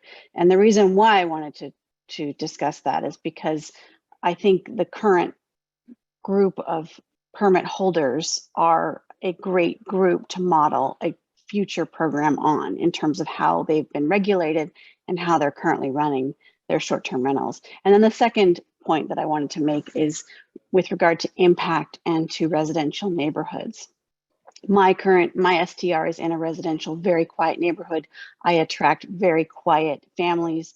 My neighbors are all on board. They have never complained, other than one of the long-term tenants who actually was a nuisance himself. But in general, the neighborhood is lovely, and the people that enjoy visiting there visit to that neighborhood because they want to have a quiet residence for the time that they're there. So if we're looking at zones, I would say, why don't we focus on impact to the neighborhood like Rancho Mirage had done with their program? They made sure that a short-term rental property could not border another short-term rental property, or even within the same street. They were very particular about where each short-term rental was so that it wouldn't impact the nature of the residential community. And in that way, there was a bit of a cap, but it absolutely helped keep the peace. In terms of permit caps, I don't think that there should be a permit cap because we don't know what the volume could be. And especially if we're looking at the impact of the rental congestion in the zones, then that would already create a sort of a cap. In terms of transferring permits, I actually disagree with, I think, many of my fellow short-term rental owners in that I don't believe a permit should automatically transfer. Those of us that do have a short-term rental work very hard and are very attentive, as evidenced by the enforcement situation, to keep the peace. And I don't know that a person that I would sell my home to would immediately have that same priority. So I would say the permits should not de facto be transferred. There should be some level of a grace period, or a specific, I'm sorry, my dog is barking. There should be some sort of test period for a permit that potentially could transfer.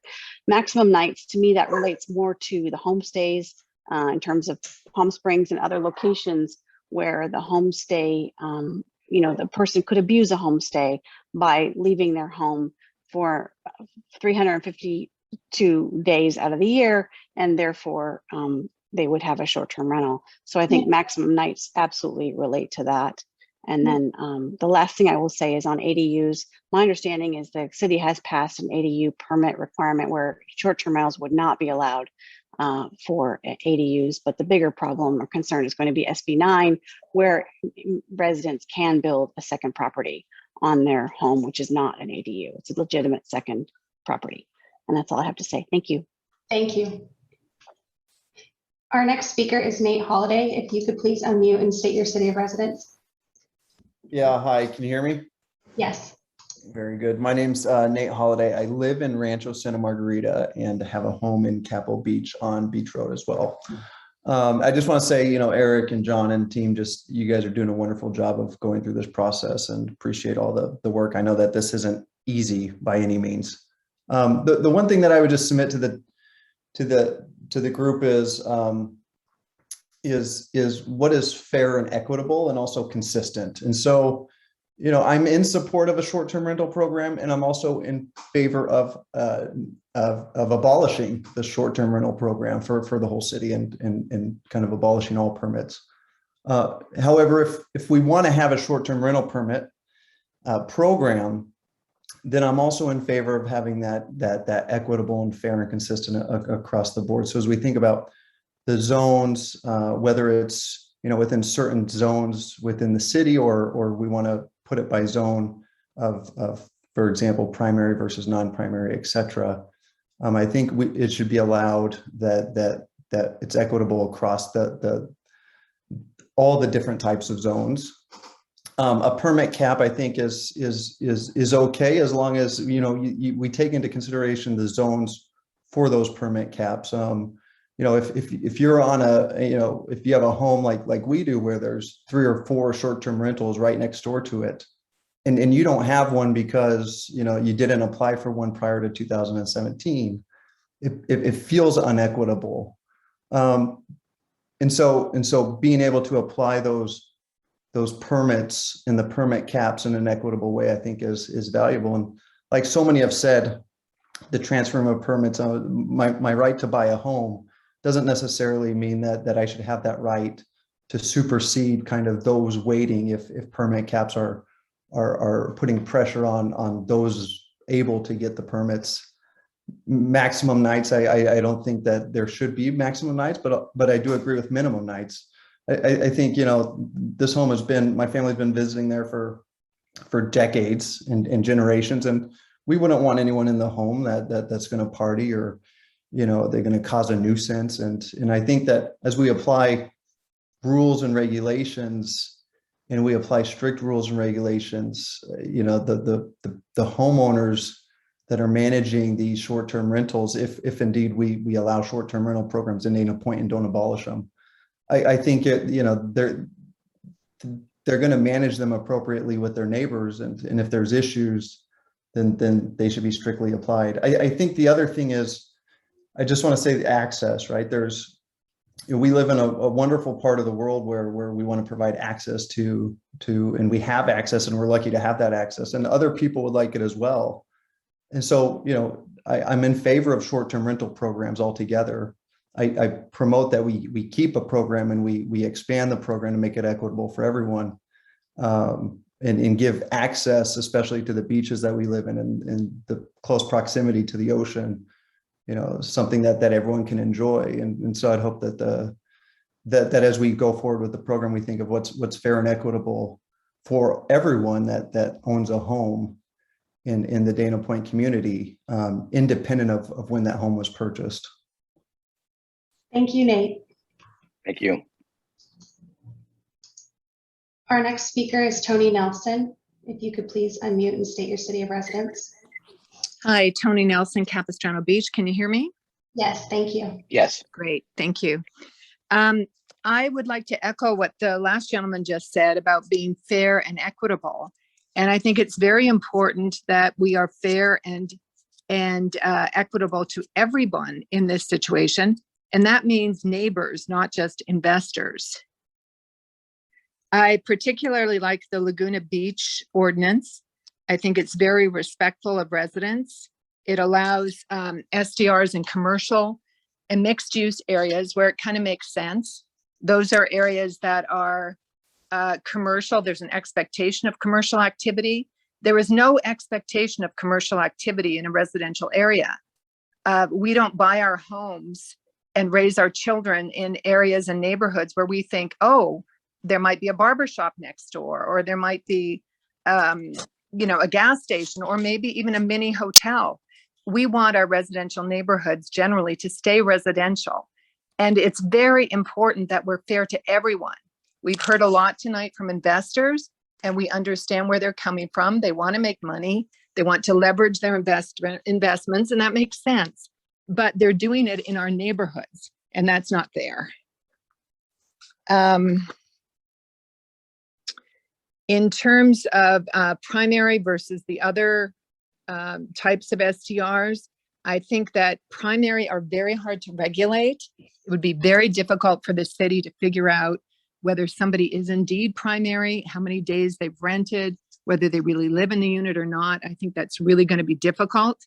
But bottom line, I don't think a lot of people want to rent out their homes when they actually live in them. So I'm not sure that that's really a big issue. Most people don't want a stranger going through all your personal things. So basically 90% of our STRs in Dana Point are owned by non-primary investors. And I think it's probably going to stay that way. So the city has to decide, do you want to favor investors over neighbors and neighborhoods? You have to decide who is more important. When Felicia Lerner spoke, I started to think, okay, everybody wants her neighbor to have the right to own an STR, but what about her? What about her and her husband? What are their rights? The other thing that I think we really need to talk about is renters. Renters end up being big losers in this because there's a big incentive for landlords to turn their properties into into STRs and basically evict their tenants. And that hurts all of us in Dana Point, and it hurts our housing stock. Let's see what else I have here. The other thing I would really like to ask, this is kind of off the cuff, but I'd like an answer from the planning commissioners on this. How do you intend to handle this STR program? Are you going to just try to do this through a CDP, even though our local coastal plan doesn't allow it? Or are you actually going to go all the way to an LCPA? I'd like to know what your plans are for that. And that's about it for me. Thank you. Thank you, Tony. Thank you. Our next speaker is Steve Didier. Can you please unmute and state your city of residence? Hello, my name is Steve Didier. I live in Dana Point in the Lantern District. I fully expect that the short-term vacation rentals is going to be allowed to expand. So I'm going to focus my comments and time on the input requested here. Regarding the zones, I'd like to see limits in some of the zones. There's different impacts and areas of town where there might be larger homes and larger properties. In the Lantern District, we have a lot of really small lots, 2,000 square feet.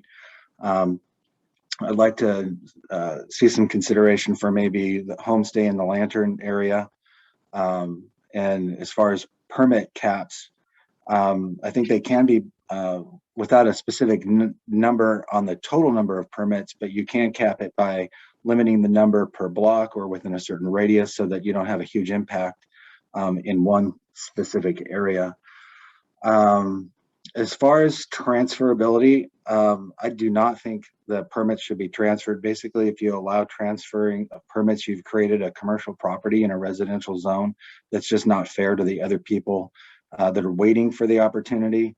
I think people need to remember that if they're going to buy a home with the intention of immediately or sometime in the future operating a short-term vacation rental, that they can do it for 30 days or more, that they can still rent a vacation as a vacation rental for 30 days or more without having to have a permit and get into it that way and just wait for their opportunity.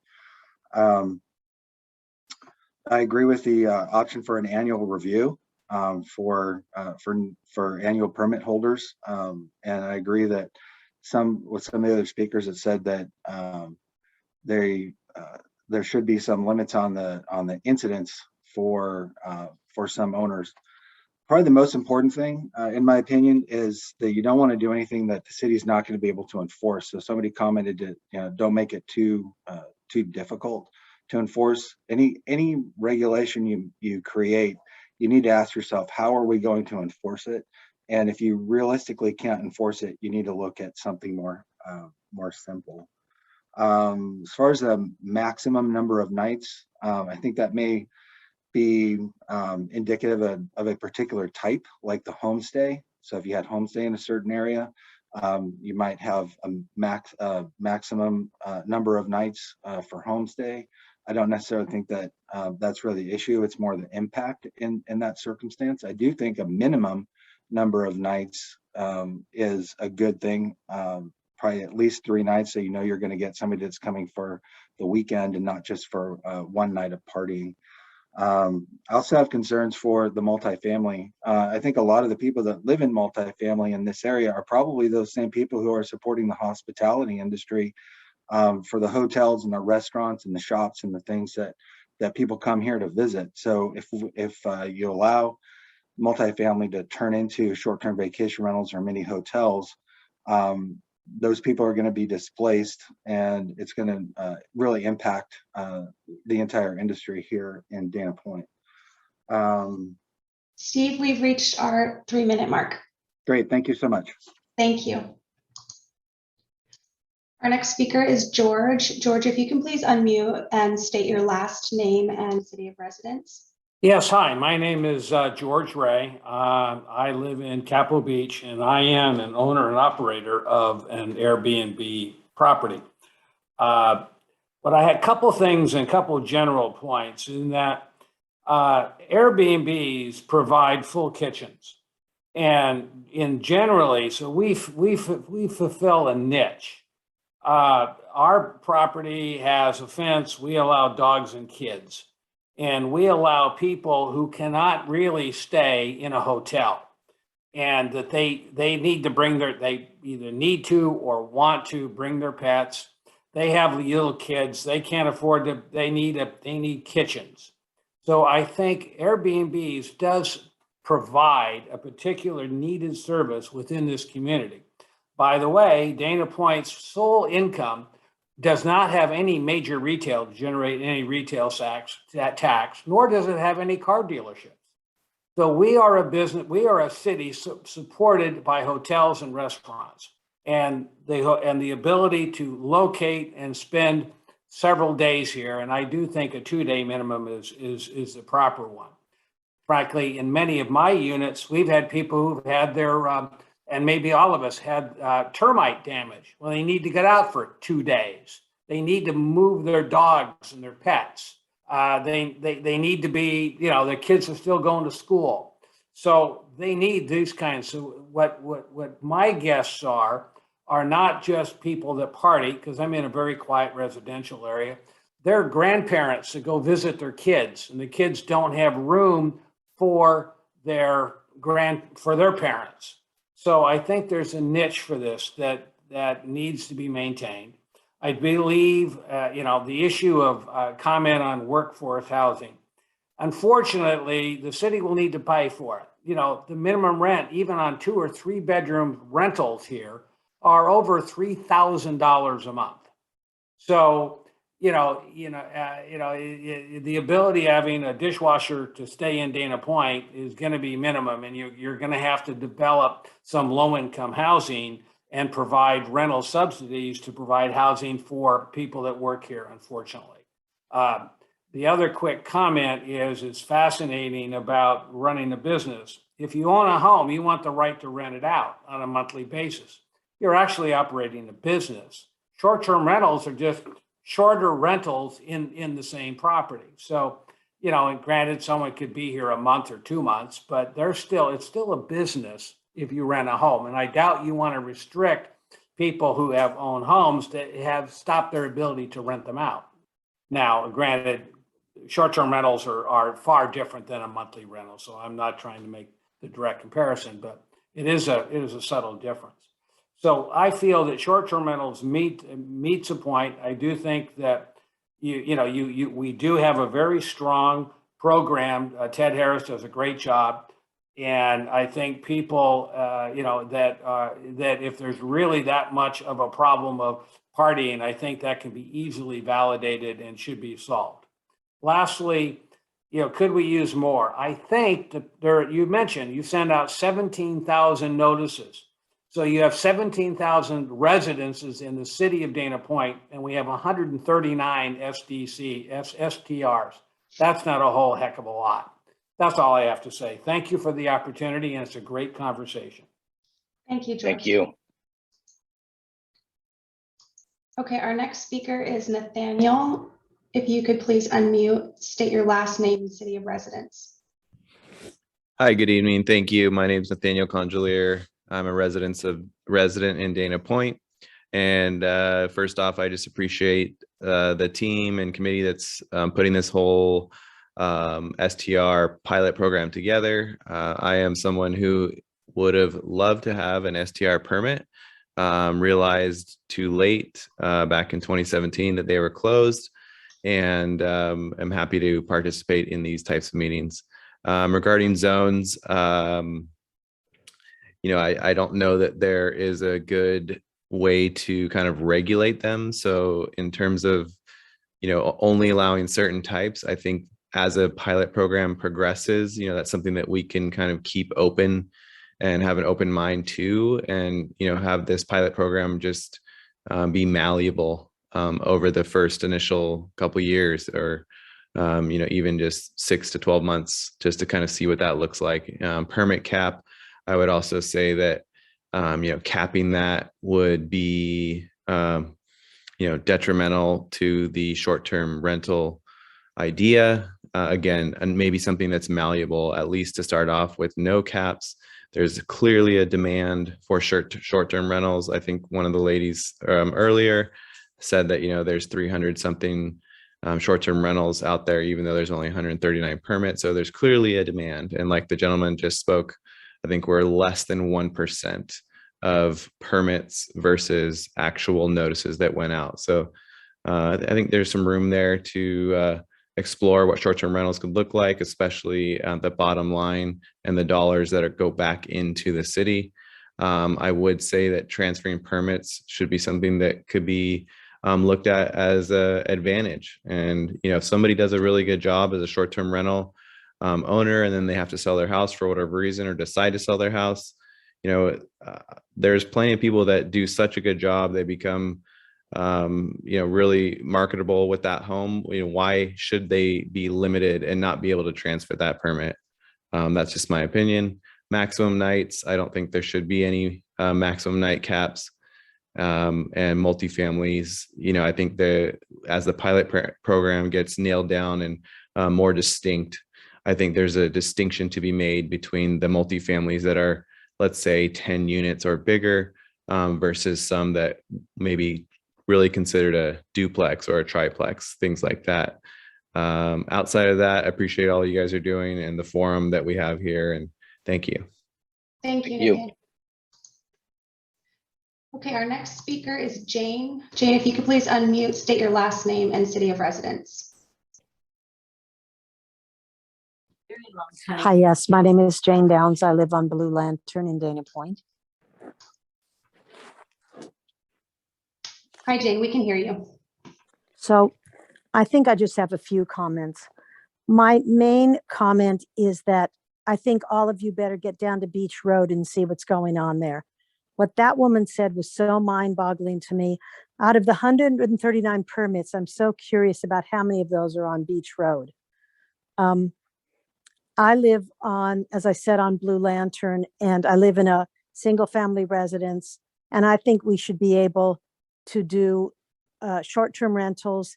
I think everybody should have 3 strikes and you're out. I don't think 1 strike is fair, because I think all of us have neighbors who complain about a helicopter going over their house. So I don't think that is necessarily the solution, but I certainly think 3 strikes. I also believe that I live on a street where there's parking permits. I think if the parking permit was enforced on Friday and Saturday so that the restaurant people couldn't park there, that you'd make enough money that you wouldn't even need to consider anything else. Okay. Thirdly, multifamily should never be allowed to have any kind of Airbnb, STD. No, I'm kidding. any of this kind of rental. Thank you so much. Thank you. Okay, our next speaker and last speaker that have raised their hand is Mitchell Ludwig. Hi, good evening. I live in Dana Point in the Lantern District on Malaga. I have a short-term rental right next door to me in my backyard.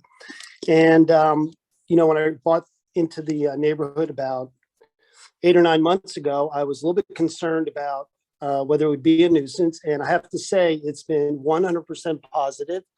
The owner of the property is very attentive to the property. He has given me his cell phone number, and if there's ever an issue, and there was only 1 issue, and he's probably had hundreds of renters.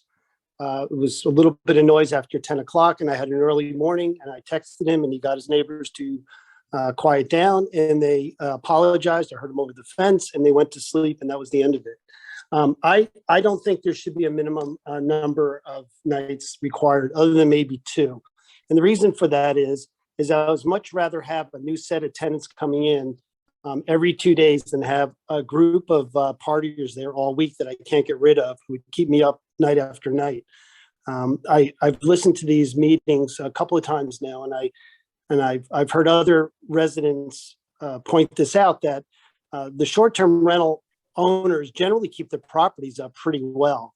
If they don't keep their properties maintained, including vermin, infestations, painting, cleaning, yard, they don't get good reviews, and they're not going to get the rates they want, and they're not going to be renting it out. So my experience has been very positive, and I'm right next door to one. That's really what I'd like to say. As far as transferability, I have mixed feelings about that. My short-term rental neighbor doesn't believe they should be transferable, which I thought was interesting. And I'm sort of in the same bucket as he is, because I think if you allow the transferability of these short-term rental permits, the seller of the property is going to be disincentivized to improve his property before selling it. If you get rid of the short-term rental permit, they're going to have to improve their property before they sell it. And I think we'd all agree that we want to see property values go up. I've never heard anybody say they don't want their property value to go up. So that's all I'd have to say. Thank you very much. Thank you. We actually had one more person raise their hand. Susan Hinman. You could please state your city of residence. Hello, I'm Susan Hinman. I'm a resident of Dana Point, and I'm very pleased to hear the discussion tonight. I would support permit caps, and I am concerned about residential location of short-term rentals, because many of the homeowners associations don't allow short-term rentals. Does that mean that those that do allow short-term rentals will have a higher impact on their residential areas than the others? So I think that's something to be very, very careful of. And we really, in residential areas, are close to our neighbors, and we need to have neighborhood integrity, and that is a concern to me. Also, I do not favor the transfer of permits on the sale of a dwelling. I have a concern also regarding the cost of enforcement for short-term rentals in the long term.